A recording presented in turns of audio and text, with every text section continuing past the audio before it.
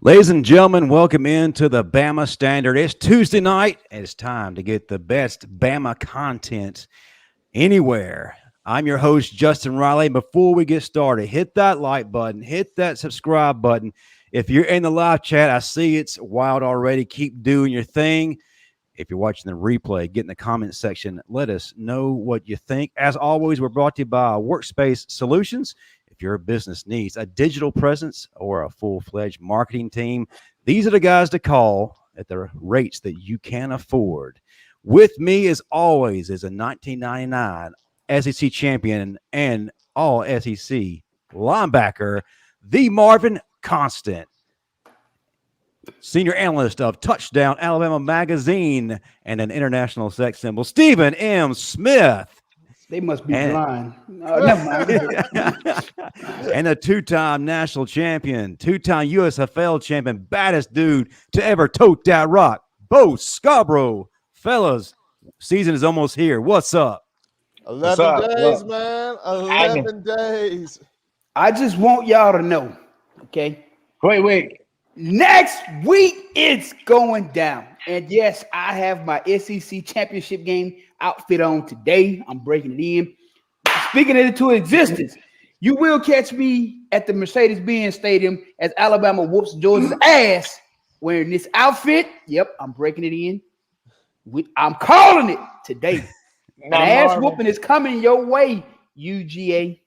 Marvin, you gave me you got on to me 2 weeks ago about when I just had on a thin little.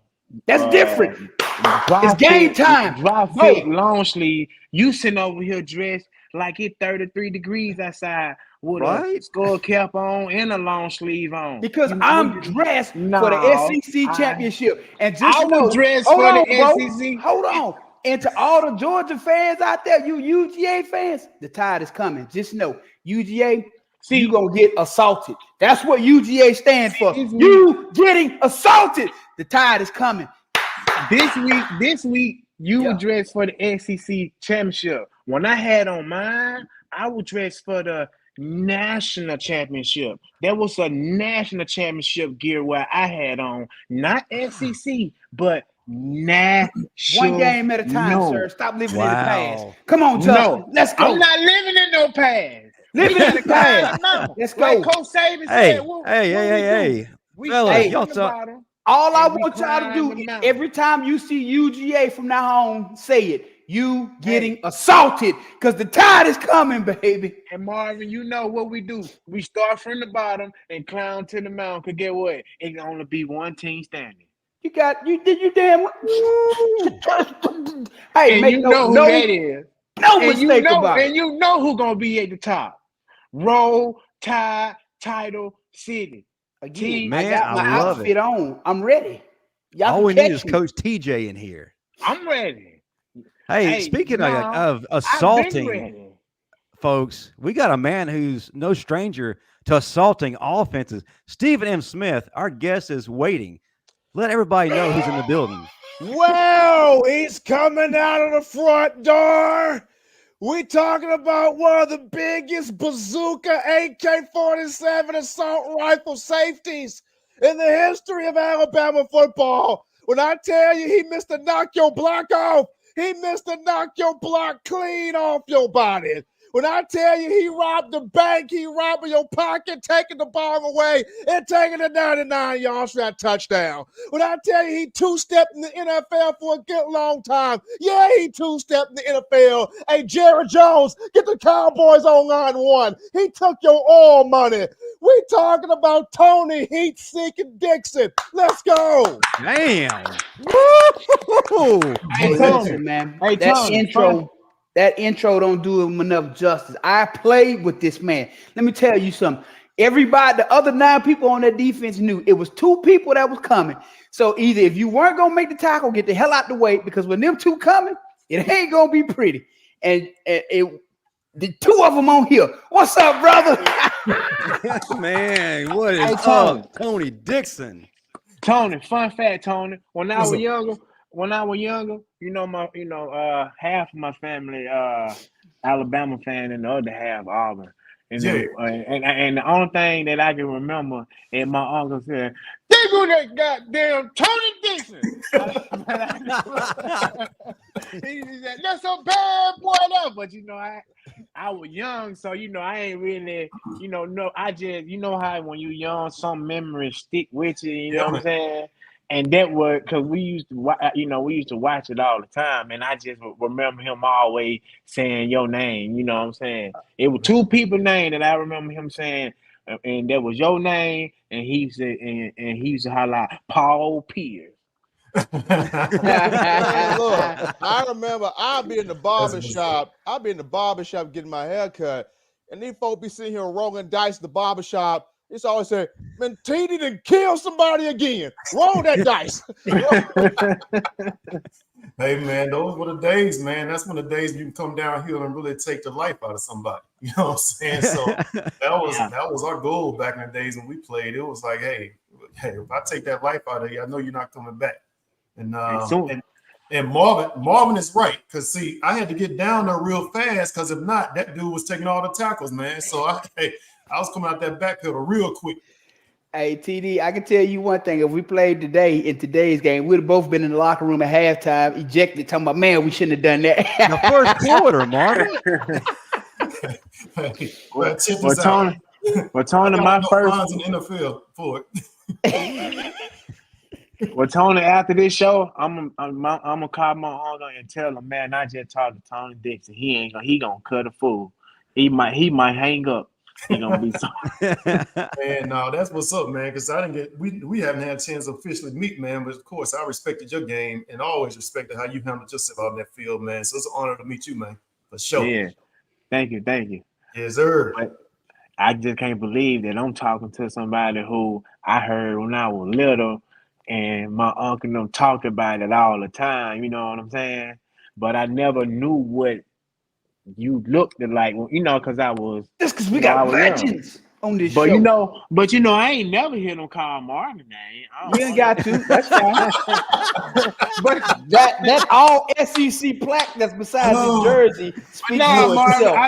Marvin, I heard it on God. I promise you, I've been heard of your name since. They used to tell me about when I was in high school, then they used to tell me about you, but I never knew what your face looked like until we did our first show. And then I called Johnny and told him, I'm like, man, I'm on the show with Marvin Custer. You know what I'm saying? He said, man, I know Marvin, man. You know what I'm saying? So you ain't old new, Marvin. You still new. Oh yeah, I'm good, brother. Look, hit that head hot now though. Yeah, I told him, but he wanted to change me when I had on my national. I just had to break it in. And here we go again, folks. my national wear. I had on my national wear. I'm ready for the natty. Hey, we're about to be at that natty. They already counting us out, Justin. I'm sorry. I know. Haters going to hate. Before we move to Stephen N. Smith's segment, which we all are ready for, Tony, you talked about coming downhill and just laying folks out. There had to have been a quarterback that you like putting in the dirt more than others, or a running back you like putting in the dirt more than others. Who was that? Man. First of all, we played with some outstanding running backs during our time. But I would say probably the most challenging backfield we had one year was when we had the Travises. We had Travis Stevens and Travis Henry at Tennessee. And Jamal. Don't forget Jamal. Jamal was like, that was just stupid. Like the year we played against Jamal, but that year we had both of those Travis in the backfield. That was you already knew what the game plan was. If you don't stop the run, that's all they was gonna do, run the ball. So that was fun. But man, there's so many names we can name, from J.J. Johnson to Jamal Lewis to the list goes on. I didn't even talk about Auburn yet, the running backs they had during that time. So we had some talent, man. We had some talent we played against. Now, Definitely I'm going to need y'all to pray for me. One of my good friends is actually getting married this fall. He's marrying Dante Stallworth's sister. So I will be subjected to a wedding full of former Tennessee players. And they have already been sending me messages talking crap. So Marvin's going to do mission work. So Marvin, are you asking for the AK on him or the AR on him? Which one you asking for? I want the tank, baby. Listen, okay, I want the big guns. You know what? You know what, Marvin? I'm gonna put in a call to my plug. Let me call my plug right quick. Hey, let's move it on to the tank that is Stephen M. Smith. He's got to get us up to date what's going on with fall camp. It's winding down. We can't officially close things out without him starting things up with the depth chart.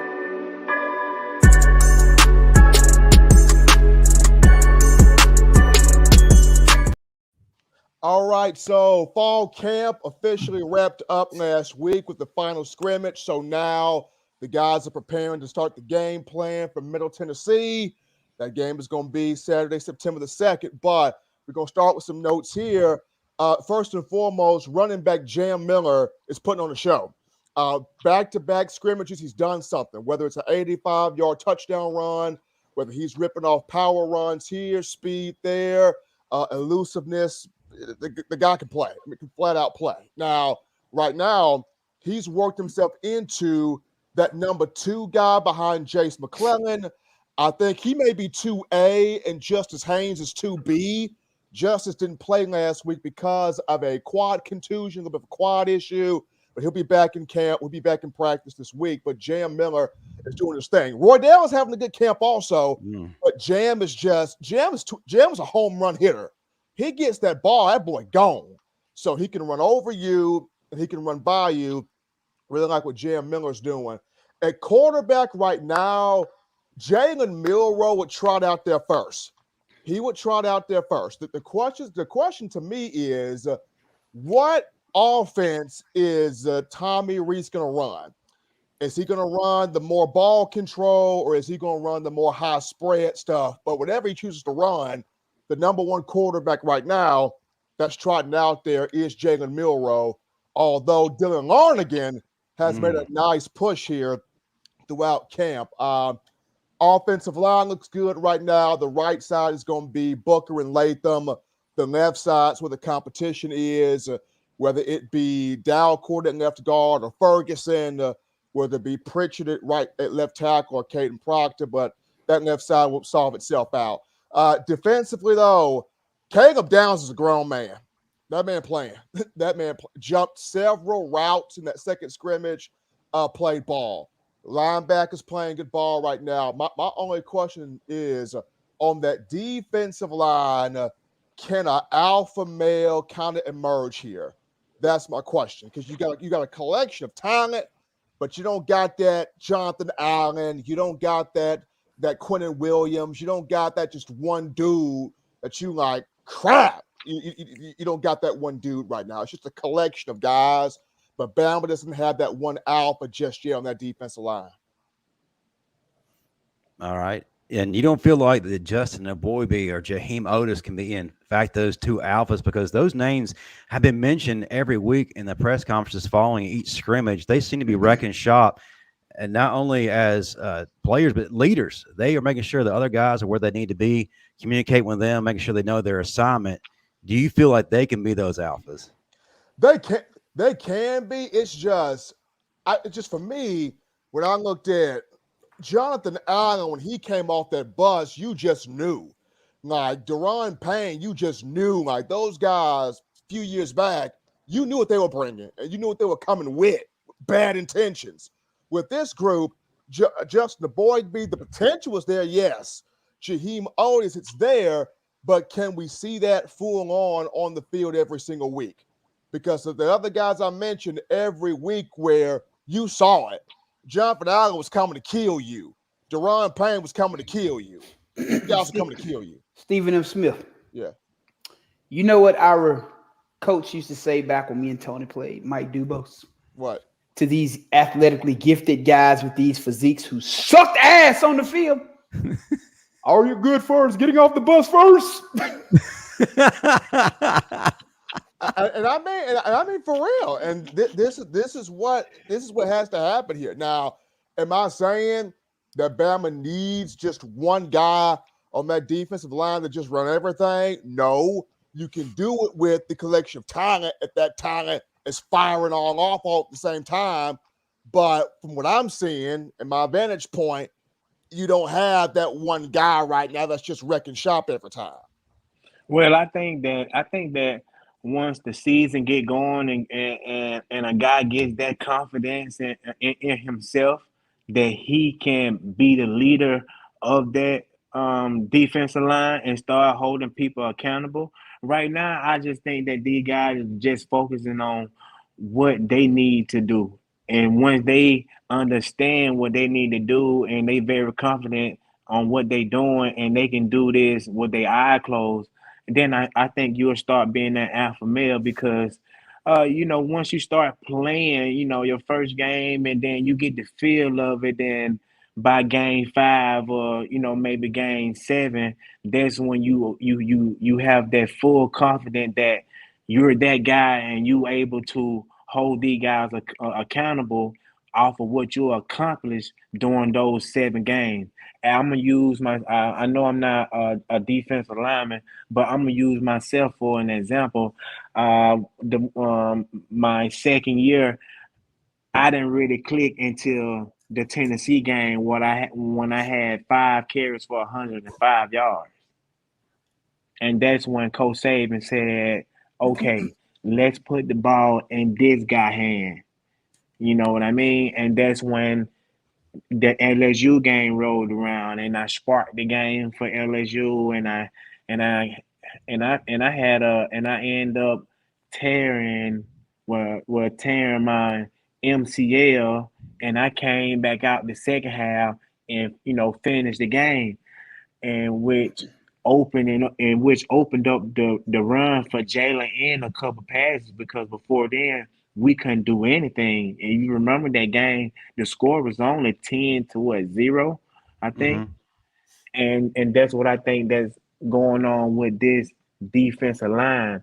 And I think they gonna get together, and you gonna start seeing the John Allens and the Paynes because when John Allen first got there, he didn't just jump straight off the chart. There was somebody like Ashawn started doing when he first got there because he already had that mindset. He was already a mean, nasty guy. And then Jay Reed came in from a 2-year experience already hungry because of what happened with him and at Florida, so he had a point to prove. So he was going the best of his ability. So I think that once these guys get confidence and know what they're doing and know what Kevin Steele actually asking for during the season, I think it's going to click, and that defensive line going to be one hell of a defensive line come week 5, week 6 when these guys understand what the coaches is asking for. Well, let me just tell you, I can tell you how this season is going to go in a nutshell. Week 1 through 4, you're going to see their offense, ball control, clock management offense as they prepare to embark upon the second half of the season. So you won't see anything flashy or fancy early on because they're still getting comfortable. You'll see that defense rotate a lot of bodies because it's going to be hot. And defensive linemen are the world's most famous athletes for loafing when they're tired. So you're going to see that D-line rotate a lot. That's where it's going to be important. I know you talked about players, Justin, but Marie Latham, Damon Payne, and Tim Keenan, those guys will be the most pivotal players on that defense the first half of the season. Especially, I'm with you on that. I'm with you on that. Everything y'all said, I think is absolutely right. And it's not a bad thing when you don't have the alpha dog identified. I think the key thing is what I've yet to hear is concern about the talent that's there. So with that being said, right, if it was already showing flashes of concern, that would bother me. But the fact that a lot of these guys, if you look at the roster, you see a lot of red shirt something on that roster. They've been around breaks. They've seen how those guys went about their business.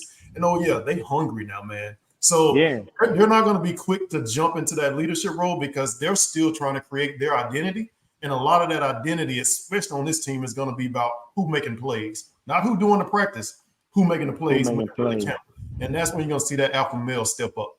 Now, I will say this. Tim Keenan, definitely look at him. As Marvin mentioned, this is a young brother that's dropped weight.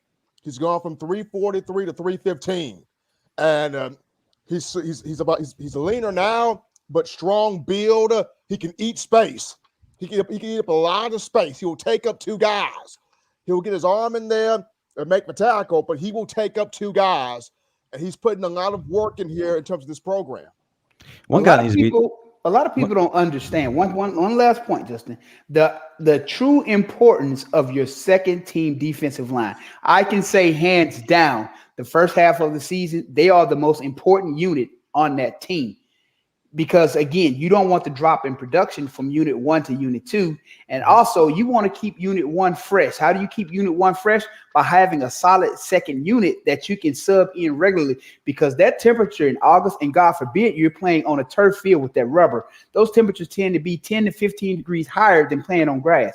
That second unit is going to be the key to how Alabama finishes this season.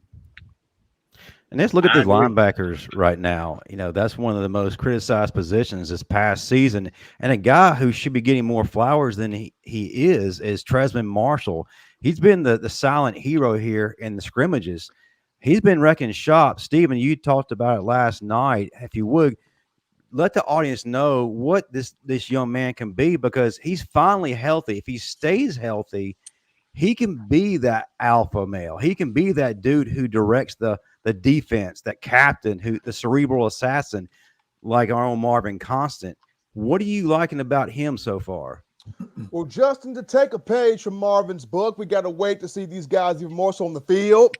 But from what we have gathered, what I've gathered here from fall camp is, when healthy, Justin Tresman Marshall is a difference maker. In back-to-back scrimmages, you're looking at a pick 6 in the first one. The second one, he had a strip sack fumble. So he's making plays. He diagnoses the play. He shoots the gap. He makes the tackle. He makes the hit in the backfield for a loss. He already comes in with that tough-minded mentality from Kirby Smart at Georgia, back-to-back national champion, that Tresman Marshall.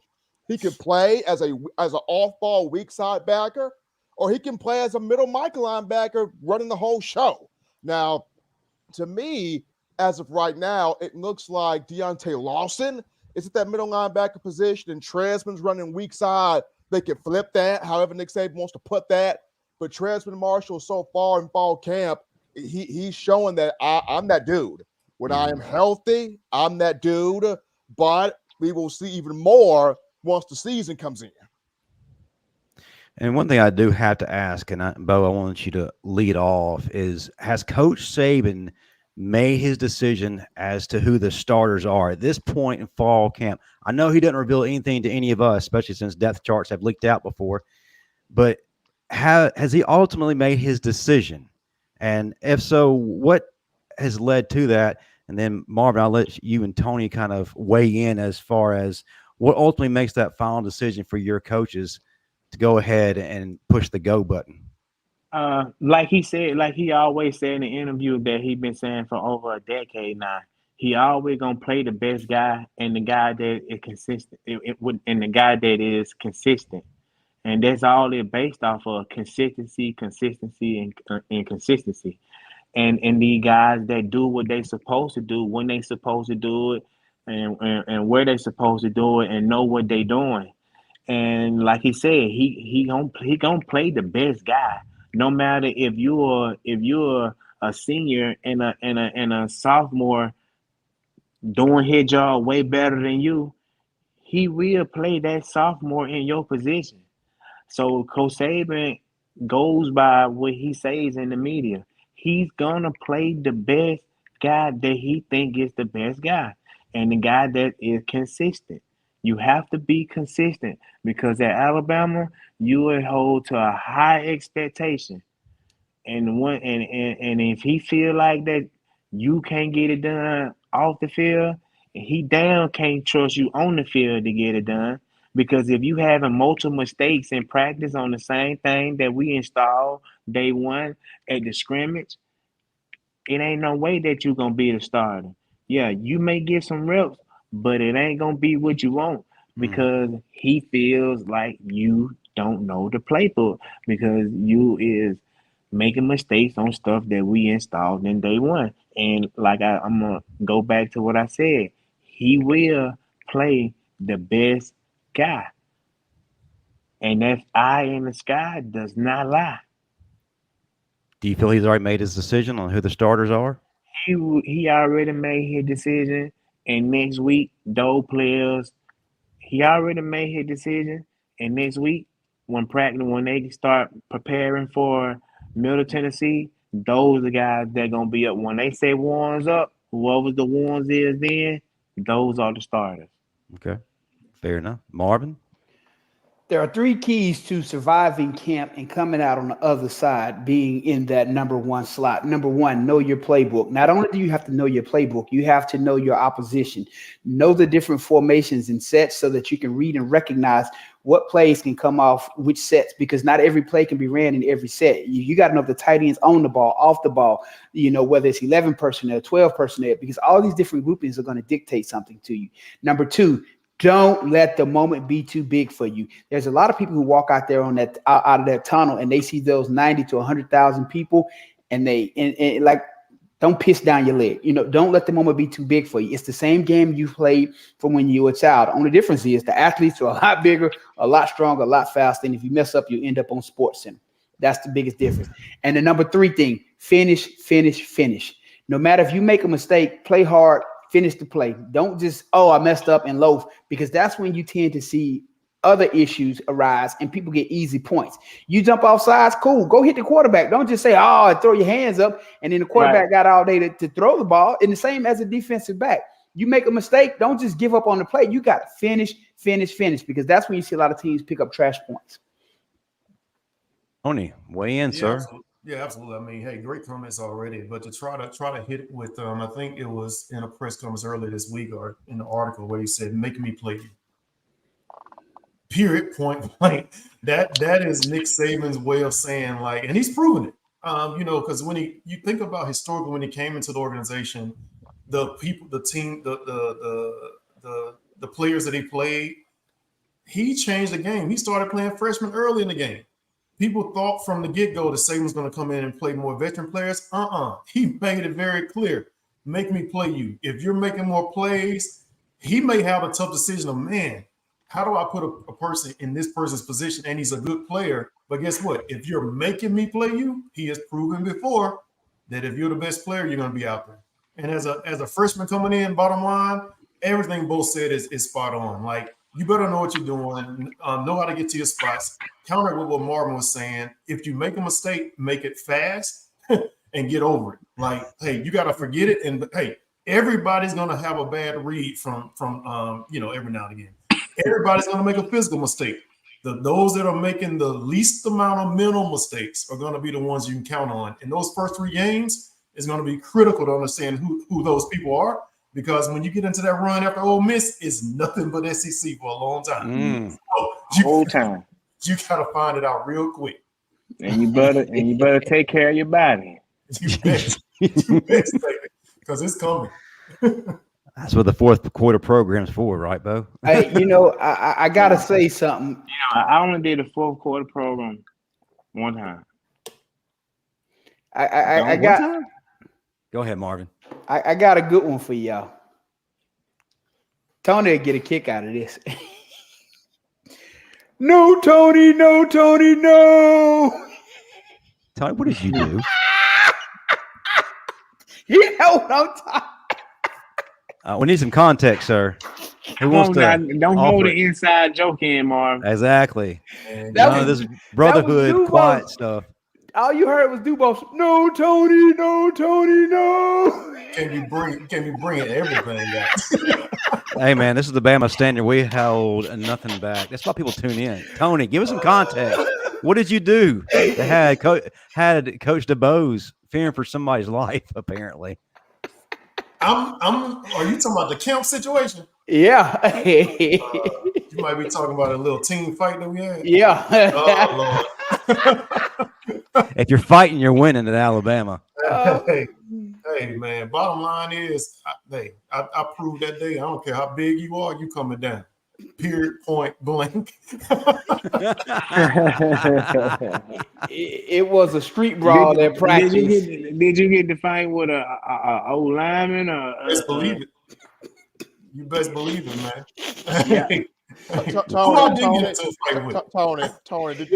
Tony, were you fighting Chris Samuels out there?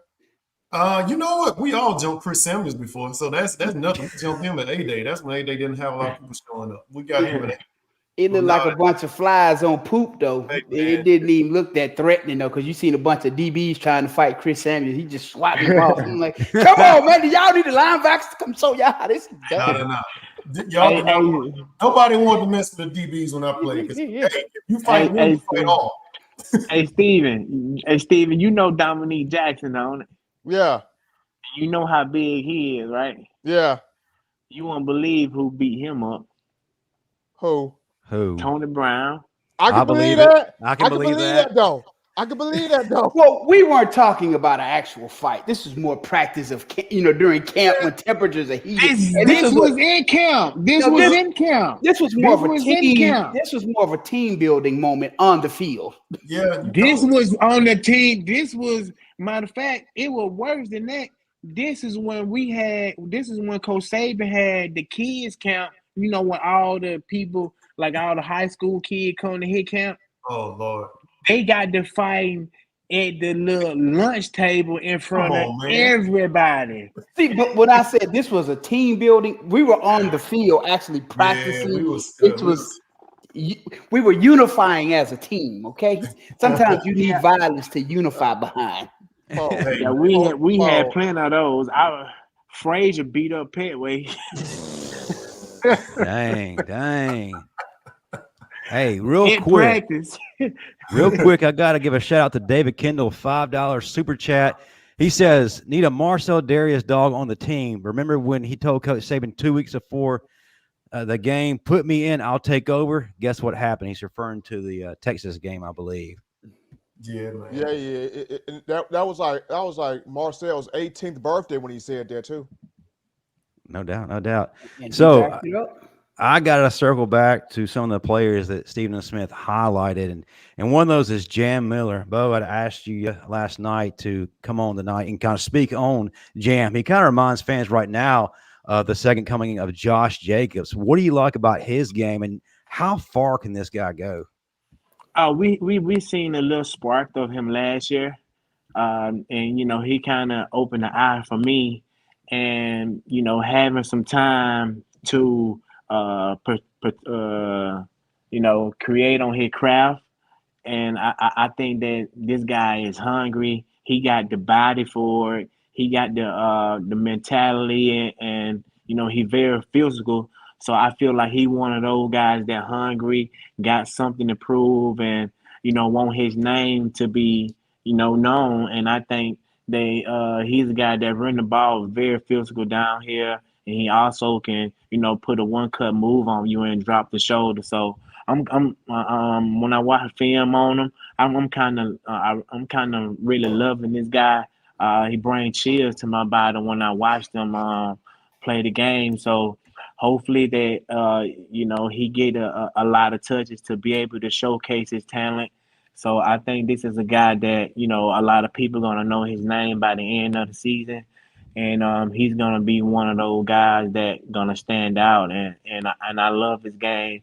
Like you said, he reminds me of Josh Jacobs with that one cut. And, he'll drop the boom on you and keep moving.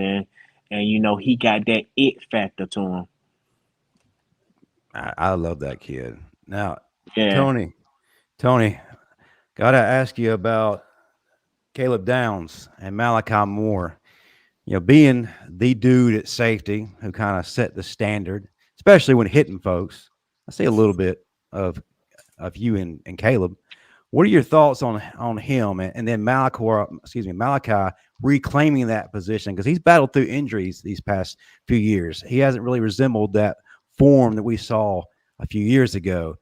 What are your ultimate thoughts on those two guys? Well, first of all, I got to give a shout out to Caleb. I mean, getting National Defensive Player of the Year is freaking awesome. I mean, there's not too many people, regardless of the talent that we've had come through our university, that's had that. So you got to give hats off to him. The other piece of this is you got to understand this guy comes from a lineage, a long line of athletes. So it's one thing to be the first, right, and to be that first one coming up and not having anybody show you the way of how to be successful, how to do this. But not only do we have his father that's doing it, his brother just got drafted. So my point is, this guy comes from a family of people that knows how to get the job done. They've been successful. So it's no surprise that I didn't have a brother. But I can only imagine, just knowing how the relationship I have with my cousins, I can only imagine what it's like to see your older brother get drafted. What do you think that's going to make you want to do? So he's coming with a whole nother set of visions and dreams and things that he want to accomplish at this university. And I promise you, it does not involve being at the university for 3-4 years. He's trying to come in and set the tone right now. And everything that I hear that's being talked about this young man is nothing but stellar in terms of how he's conducting himself, how he's handling his business, and how he's acclimating to the team. And I promise you, that is only because he's had that standard set. So he's coming in and he's setting the tone for himself, not coming in trying to figure out what our standard is. He's coming in and saying, this is how I get down, this is how I play, and this is what I'm bringing to the team. And also, Tony, keep this in mind also, his uncle, Dre Bly, played in the league. Yes, exactly. That's what I'm saying. Like, uncle, dad, brother, you name it, he's had people that's been successful. I mean, heck, his dad was drafted in third round. So, I mean, he comes from a family of athletes. And you can't help but expect him to be great. So you're going to tell him not to get caught riding a scooter 2 days before kickoff in the BCS Orange Bowl. Don't get caught by the head coach on the scooter. It's the advice you're going to give him, right? Do not get caught. Oh, that happened to someone else I know. Was that the only thing you did in Miami, Tony? No, I mean, hey, it was fun. Miami was fun. How y'all pull up on the scooters and y'all slide the tires and skirt and all this. Like, at least if you're gonna pull up like you got some sense. Y'all pull up like Evil Knievel whole crew. What you thought Dubos was gonna say? Big dog. That was me. That was not us that pulled up like that. That was some other crew. We got caught because a local TV show happened to be filming as we going by. Talking about some and the Alabama players are having a lot of fun down here in Miami. Like, hey, why would you show that on national TV, man? We got caught doing everything we weren't supposed to do that week. That part. Don't y'all go back to the bar. Pull up. Tony, can you go back to Malachi Moore? You didn't get a chance to really speak on him, man. But this is a guy that we thought probably could be a Thorpe Award winner. He wore that 13, reminded us of George Teague. Of course, you played with Teague at Dallas, but what are your thoughts on him being that dude his last year? Listen, man, I had a chance to have a face-to-face with Malachi a few weeks ago.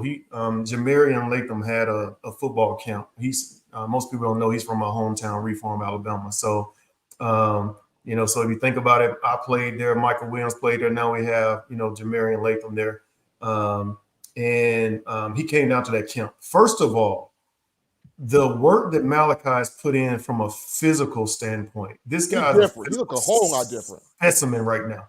This is not freshman player of the year, ACC player of the year, Malachi Moore. This is a grown man that's stepping on the field this year. And I think everything that you just said, Justin, we had high expectations for Malachi. The reason we had high expectations is because he proved he could be that person to go out on the field and be the person we could count on. And it's a shame that he's battled injuries. But if you go and look at his body of work, this man has experience.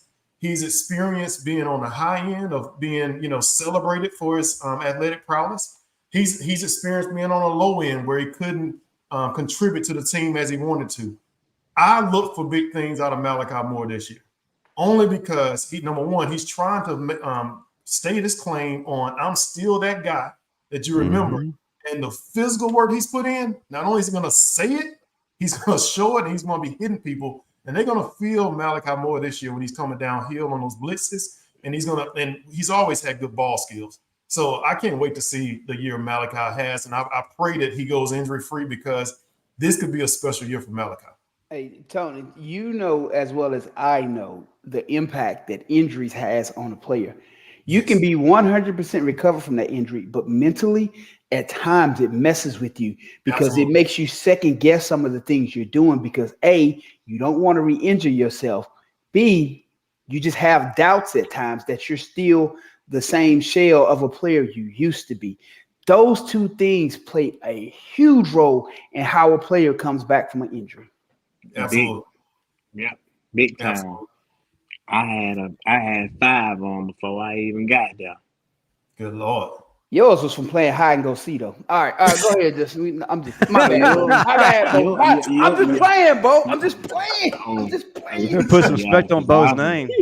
I'm about to get on to you now. My bad. Breaking wild horses in Greene County. There you go. I gave you your credit. No, I was in Tuscaloosa when mine happened. Maybe if I would have stayed down, my injury probably wouldn't have happened because I was gonna be eating straight out the kitchen. I came over to Tuscaloosa, all that processed food y'all would have them feed. No, I'm just talking. But I went to a good high school though. I do want to take this time before we get on to the next portion to remind everybody September 1st at the Bryant Museum, 7 p.m., the Bama Standard will be live. We need you to show up, show out, pack the place out, come support your favorite show on YouTube and pretty much anywhere. If anybody wants to sponsor our endeavors, hey, we're definitely taking those, and we will definitely give you shout outs if you want to be a part of that. You can hit us up via Venmo at the Bama Standard. In the description, let us know who you are so we can shout you out live at the event. All right, guys, I want to move on to another subject. Last year, of course, can I say something before you say that? Yeah, go right ahead.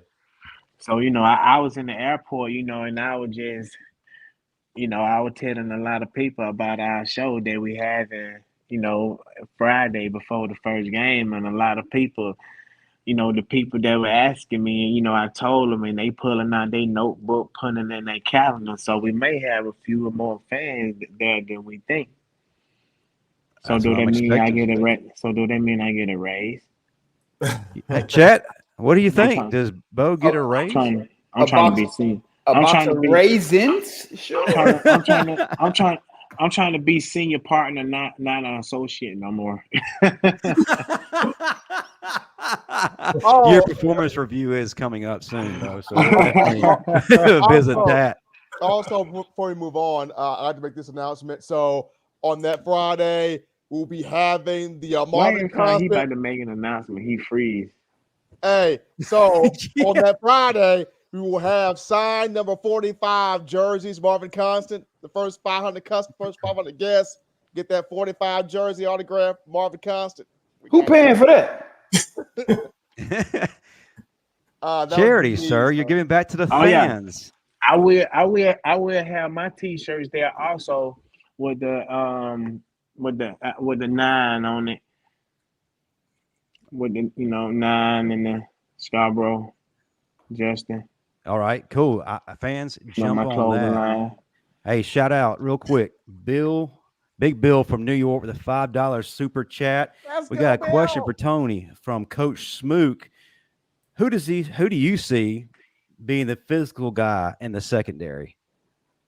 Hey, I just talked about Malachi. It's again, I'll just only because I saw him. I saw his mentality, and I saw how aware he was as I talked about like this season and this year. So that guy, I just feel like even though Marvin's point is definitely valid, he has stuff to prove to himself as well as to us. And that could be, and that's an interesting mix when you have because I remember coming back from my separated shoulder. It was a lot of times I didn't want to come downhill and make those hits. I didn't know if I could, right? I didn't want to suffer that pain again. But once I figured out I could, oh my God, it was on, right? So I think it's going to be the same thing with Malachi. So looking forward to that. I'm going to put all my bets on him. David Kendall, the $2 super chat. Jake Pope is going to be special. That's another physical guy, Tony. Really excited about him. Vince Sinceri 2.0. Jamie Wilhelm, $4.99. Bo, he says, there's your raise. He didn't even give you enough to get a combo, Bo. He gave me $4.99. He did. That's directly to Bo. So that's $5. You know what I can do with $5? Back in Green County, you can feed a family of 10 times two with $5. Man, you know how many rice and beans you can buy? Potted meat for everybody. I can go get my little boy a Happy Meal from Wendy's. Shoot, he eat 3 nuggets, I eat 1. I drink half of the juice, he drank the rest. He eat all the fries and I eat the leftover. We straight on, baby. God is good. God is good. You gonna buy seeds for all the Green County. Hey, something is better than nothing. That is true. So one of the last topics I want to cover last year, guys, under our wonderful coordinators, not really wonderful, there were a lot of guys who were misused or underutilized. So I've asked each of you to name that guy who was underutilized last year that is destined for a breakout year this year. To start things out, our guest of honor will give his, then we'll move to Stephen N. Smith, down to Marvin, and then Bo, and I'll give mine last. Tony, who you got? Nah, I'm gonna pass to my homeboy Marvin. He threw that hand up. He threw that hand up, so I'm gonna throw it to him. Okay, go ahead, Marvin. Man, one of those guys I want to see is Blackshire. Come on, bro. Like, you've been around. You play linebacker. You have this physical specimen physique. Is it only for modeling robes and toilet tissue? Or you go damn show up to the party and let the guns do what the guns are designed to do? Seek and damn destroy. At what point in your career do you become a real linebacker, not just for show? And the words of my former head coach, Mike Dubose, is your ass only good for getting off the bus first and intimidating the opponent? Show up and show out. Do some damn work. Don't just let that physique be for show, man. Listen, we know you want to get girls and go to the beach, but at some point you got to play damn football. That's what you got a scholarship to come do. It's play damn football, not just football, physical football. Represent the Bama standard, play linebacker the way it's supposed to be played. Get your tail from between your legs, suck it up. It's bad enough you had 10 start over you last year, and he was hot toilet water. At what point does your pride make you step up and do what you were born to damn do, which is dominate the game of football? Hey, Bo, Jamie Wilhelm again is sending you $4.99. He said, go get your Happy Meal. Thank you, man. Thank you again, man. Look. So that means I got $10. I can do a lot with $10. What I can do? In the words of Mr. Otis, you ain't got enough to put cheese on a Whopper, boy. I can go get a 4 for $4, and then I can go get my little boy some Little Bites and an apple juice. Man, we straight on. I just drink water. Man, thank the Lord. Thank you. Come on. God loves a chill forgiver. Man. Rain down manna from heaven, or in this case, the Happy Meals. Yes, sir. Get my little boy a 4 for $4. Oh my God. Hey, but for real though, Marvin had a great sermon. Great That job. was beautiful. Matter of fact, Marvin, Coach Smooth is giving you $5. Literally showed up for Marvin to snap about being an Alabama linebacker. Love it. So there's your $5. Marvin donated them $5 to me. Thank you, Marvin. Thank you. I'm just upset that the standard of linebacker play has been subpar the last 2 to 3 years. It has really been subpar. It is not what we're used to seeing. At what point do we get back to being the enforcer? We don't play linebacker with a pillow on our damn chest. You ain't catching all damn day. That's what we've been doing. You know, so at what point do we get back to doing what Alabama does? Seek and destroy. Put your foot on somebody's neck. You know, Coach Smook is back again. $2. Won't he do it? Marvin, you know what I think? You know what I think it is, Marvin? We so used to linebackers coming through there, they don't give a about their body. You know what I'm saying? We got these boys that want to catch and close their eyes and hope they tackle them. We ain't got nobody that's out there just ready to run through a wall and you know what I'm saying? Like Rod Wilson used to do when Reuben Fosters and Reggie Raglers and Marvin Constant and Rondo McClain and Dante Hightower and Mark Barron and Eddie Jackson and Minka Fitzpatrick and Robert Lester. We ain't got them boys don't want to do all that no more. Them boys want to look pretty. People love you tonight. But I gotta say this real quick. People love you tonight, Bo. 50 coming your way. But you know, Jimmy Clay.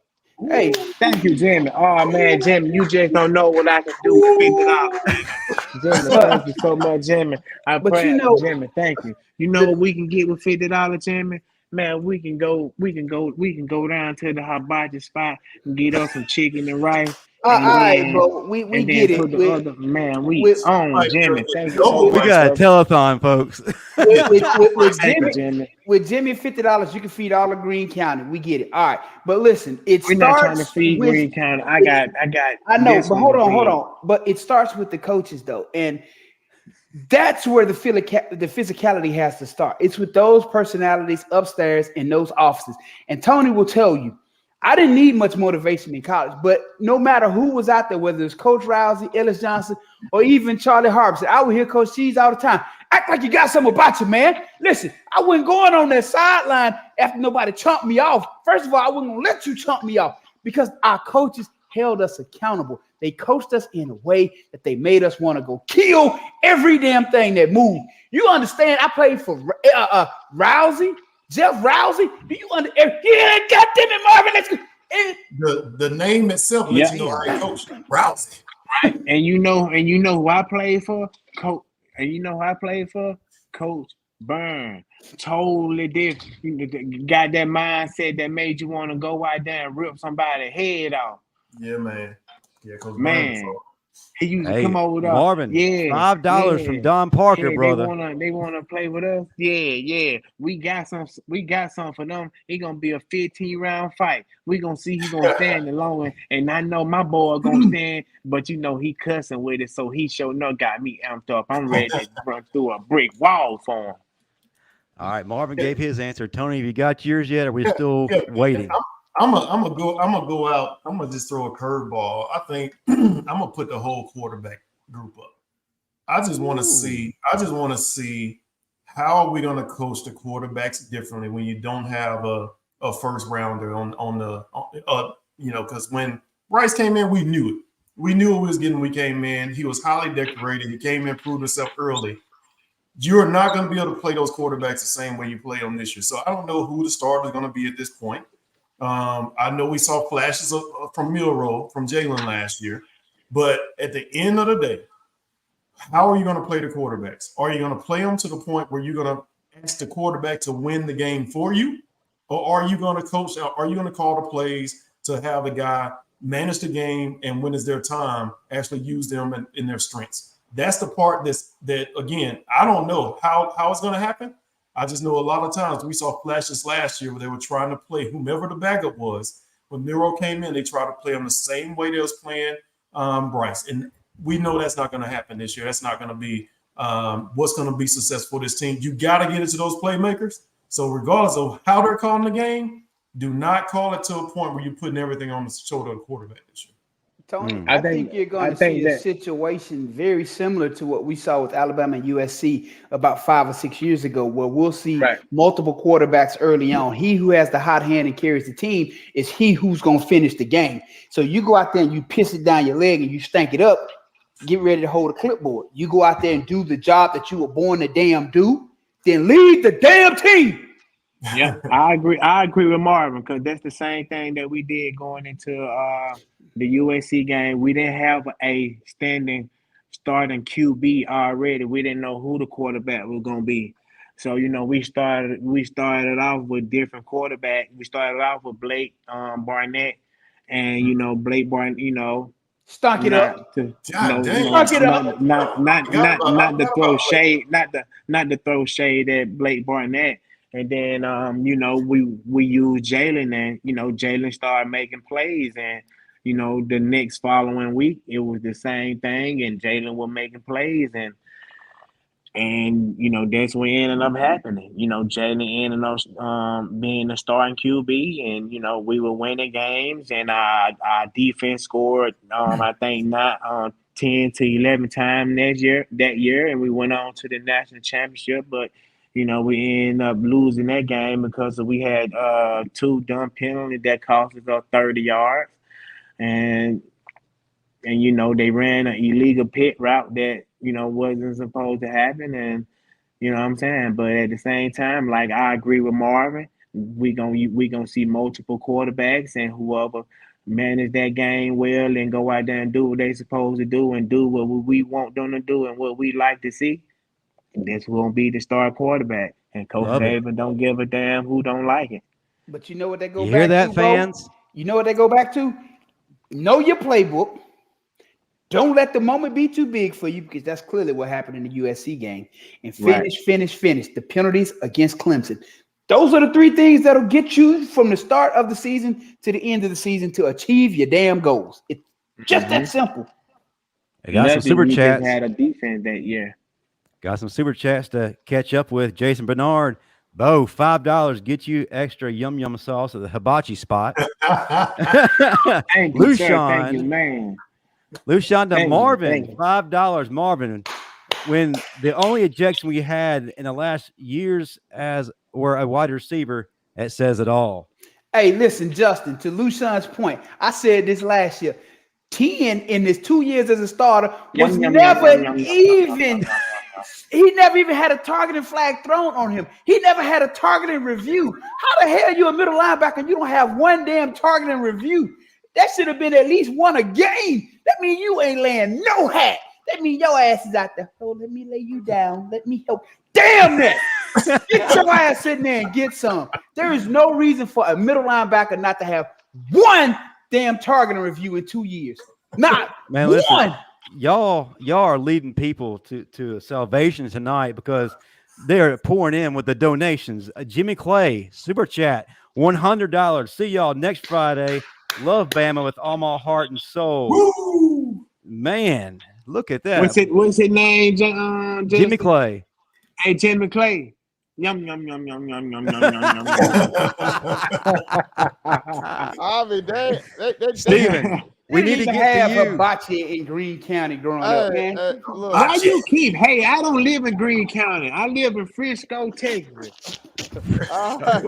but Steven, you got to go. Who is the underutilized guy who's destined for a breakout year? Oh, no question. It's the guy that Marvin Constant has as a Heisman Trophy candidate, Dallas Turner. Dallas Turner was dropping back into coverage, Pete Golding.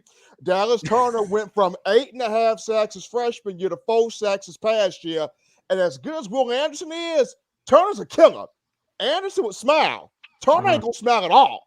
That dude from Florida is a straight-up killer. And he going to come for his this year. You're not going to have Kevin Steele dropping him back in the coverage. He going to send Dallas Turner every single time. Dallas is going to have a huge year. Let the dogs eat, baby. I gotta get my player, Justin. I gotta get my player, Justin. You're next. Go ahead. While you finish your hibachi, go ahead. No, Tony was about to say something. No. I was saying I'm always Steve. I can't wait to see what Dallas do this year too. He's a dog, man. Hey, Tone, at the beginning, before 2-3 weeks ago, I said he's gonna finish third runner-up for the Heisman, SEC Defensive Player of the Year. That what you said? Yep. Ooh, okay. Yep. Okay. He has a real coach now who's gonna let him utilize his strengths, not have him in the stands selling hot dogs when he should be damn pass rushing. Selling hot dogs in the stands. Who you got, Bo? Who you got, Bo? Man, I'm still sold on Kobe Prentice, man.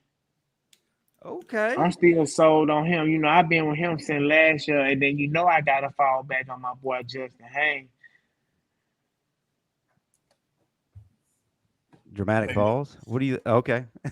Why y'all so quiet? But at the same time, Kobe Prentice, man, I don't know. It's just something about that kid just stand out to me.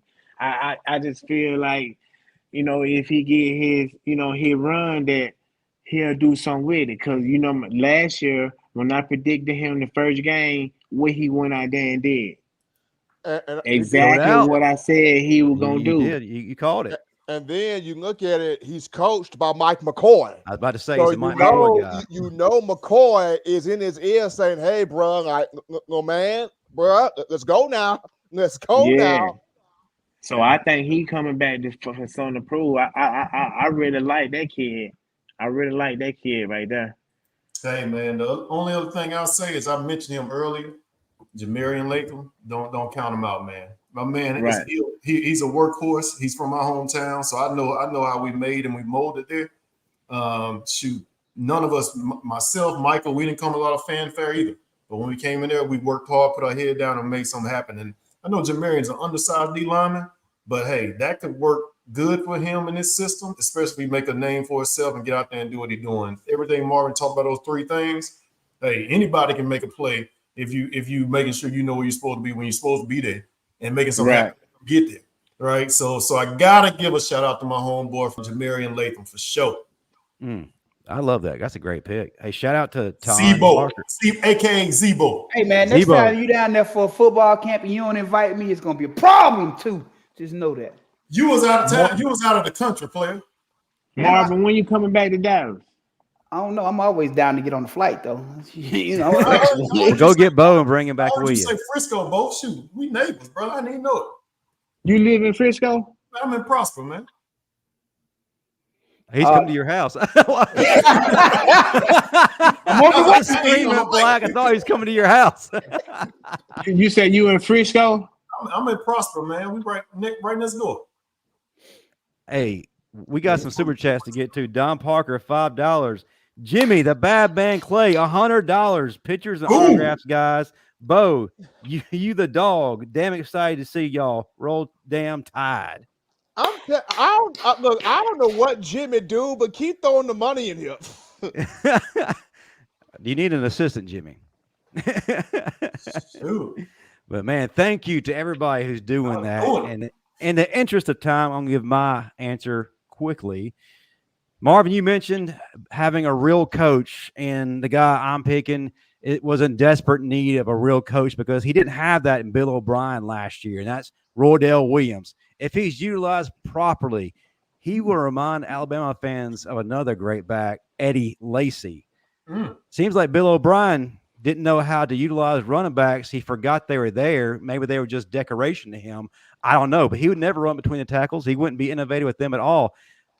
Roydell's a guy that you could be innovative with, not just run on 3rd and short, 4th and short, 1st and goal. You can get him out in the open field. He can be a problem, and he's been showing out here in fall camp. So Roydell Williams is a guy that I like as the underutilized player to break out in 2023. Okay. Tony, we're getting close to the end of the show. And before we do that, I got to ask you, for all the Bama fans in the audience, what was your greatest moment at Bama? Favorite play, favorite game? What stood out to you above anything else? The cheeseburgers and ice cream at the hotel on Friday nights before games. Hey, that mean they've been having that for years, man. We used to have that. And the budget hasn't improved since. That's crazy. Did y'all have steak? Steak and eggs for breakfast, baby. Oh man! Oh Lord, have mercy. Yeah. On the early game, right, Marvin? Yeah, on the early game, right? That white sauce with the chicken, everything, man. Yep. And that same raggedy spaghetti for dinner, with them whack green beans. It's been the same team meal forever. Our Friday food used to go in. Hey man, go hard, bro. Cheeseburgers and ice cream, but game day, steak and eggs. Hey, look, hey, I tell you something funny before. Good steak too, boy. I tell you something funny before Tony answers. I always used to eat 2 cheeseburgers, 2 slices of pizza, and 2 bowls of ice cream every Friday night before game. They always look at me like, how the hell do you eat like this and go out here and play the next day? Like those fat self. Then we would have that wing night when we was watching film, the DVDs over there. Oh man, got a whole pan of wings. Yeah, they were all the linebackers coming there. Y'all ain't gonna eat these wings. Y'all live. Come on, give us some of them wings. I used to love moving. Like we used to have so many Debbie cakes and snacks up in that mall, man. Oh Lord, man, you when the movie finna, you know how when the movie finna get ready to start, it kind of get quiet for a quick little second. Yes, All you hear. That's all you hear.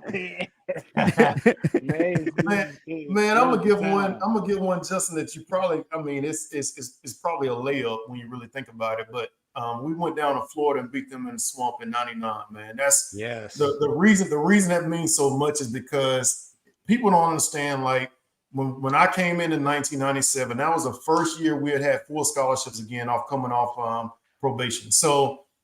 It was, people don't understand the talent that we lost from the time we were on probation after the 92 championship, from the time till we got up to, what you start seeing in 2009 and all the talent, et cetera. But in 1999, everything came together. We went down to Florida. We were not meant to or even forecasted to win. Now, they knew we had Sean Alexander. They knew we had Chris Steele. We knew we had some talent.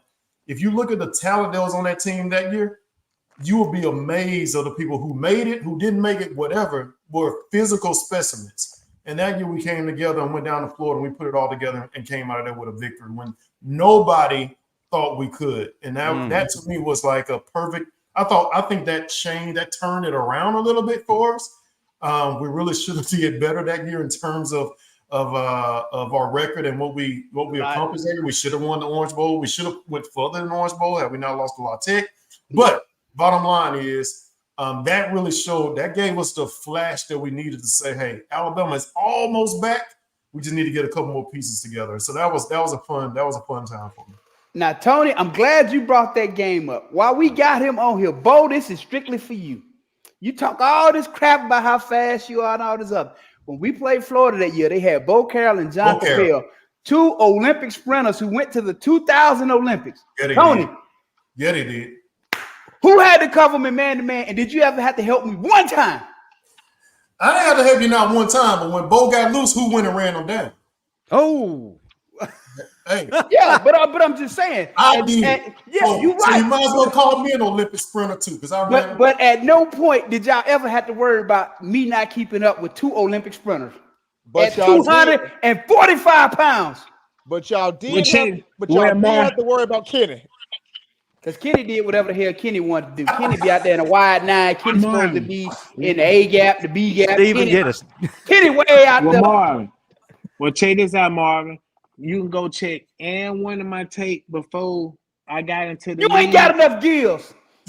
Before I got into the league, you can't find me one tape where somebody caught me from behind.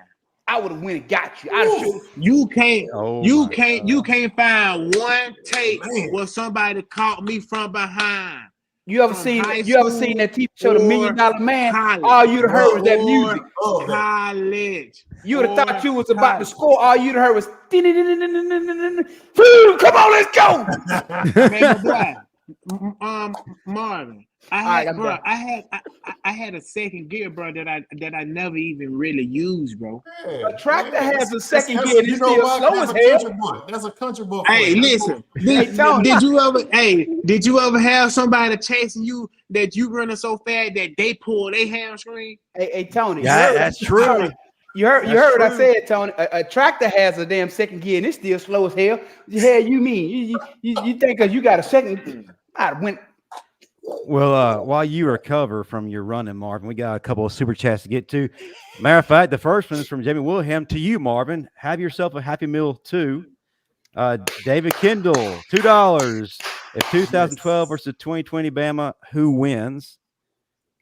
Oh, that's a good question. 2020. I like the 2012 defense. I like the 2012 offensive line. Shoot, no. Well, that too. That offensive line was brutal. God. They worked Notre Dame. Jimmy Clay, $15. Freddie Millins all the way. Hey, that was my roommate in college. Hey. Freddie was a beast. Man, we appreciate everybody doing their thing tonight. Football is about to get kicked off.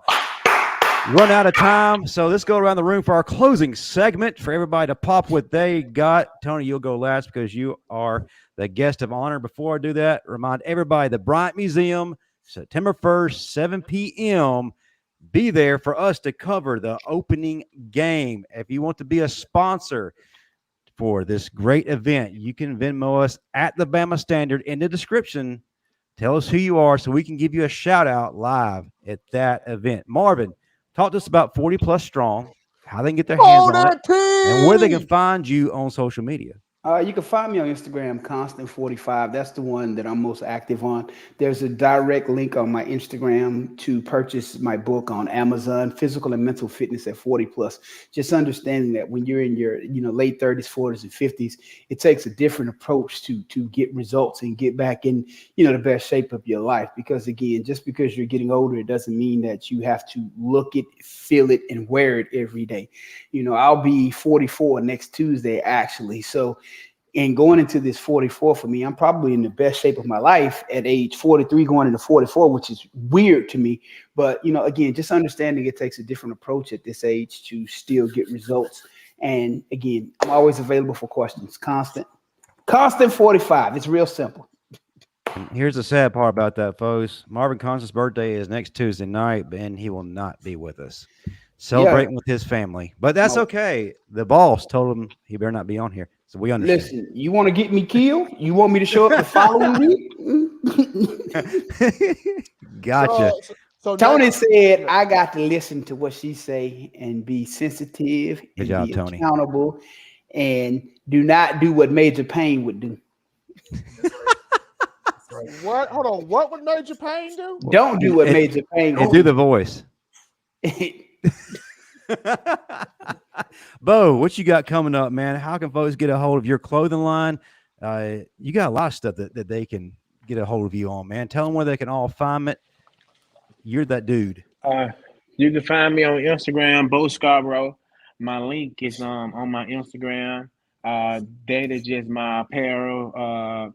My standard wear is for that clothing line. So on September the 1st, I will have some special edition shirts for Alabama with Alabama colors and my number and name on the back on special edition. And also you can find me on Cameo as well, to request any videos that you may want for engagements, happy birthdays, whatever the case may be. If you want to say a word of encouragement, you can do that as well. And again, I also be at the Paul Bryant Museum with Bama Standard hosting the show, and there will be only a special edition of the clothing line there. And make sure you come out and get them. And it's for everyone. If you're a Bo Scarborough fan or an Alabama fan, I'll take all. And that's about it, I think, Justin, right? Yeah, absolutely. You got a lot of great stuff going on. Stephen M. Smith, you are the most popular man in show business. Tell folks what you got coming up next and where they can find you. Well, yeah, so that'd be tomorrow. We got more stuff on In My Own Words tomorrow evening with fall camp in the books. The team is now prepping for Middle Tennessee. Going to have a lot of phone calls to talk about who's doing what as they get ready to take this field. So that's going to be fun to talk about there. Once again, September 1st, people be at the Bryant Museum. It's going to be a rock star of a show. I will try to get the Stephen M. Smith bobbleheads in there. Not going to make any promises about the bobbleheads. We'll try to get the bobbleheads in there, but In My Own Words tomorrow and Friday, going to be fun getting into some MTSU prep there. Love it, love it. And that leaves our esteemed guest, Tony. You set records tonight. Your telethon allowed Bo to get meals for his little one for a year. Hey man, you didn't read my comment, Tony? Nah, what's the comment? I didn't see. I text you something. You never responded. Hey man, I never. That's because he's focused on the show, sir. But